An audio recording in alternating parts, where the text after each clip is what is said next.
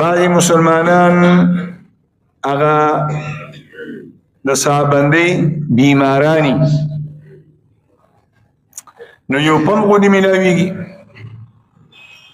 نو د دې پم په باره کې د فقهاو دوه رأی دي یو هغه پم دی چې هغې کې دننه ګیس هم وي هوا هم پکې وي او د هوا سره پکې دوایي هم وي هغه دوی چې هغه دوی هغه ساه کولاوي نو داسې پم استعمالول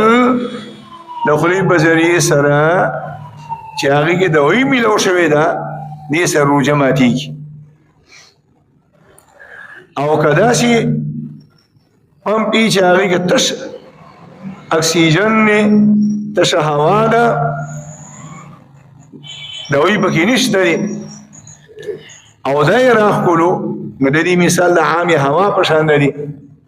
د عامې هوا په راښکلو سره روژه نه ماتېږي نو په دې سره هم د بعضې فقهاو رایې دا ده روژه ورسره نه ماتېږي لیکن بیا هم احتیاط پکار دی او مسله دا ده چې کوم سړی د ساه بندۍ مریض دی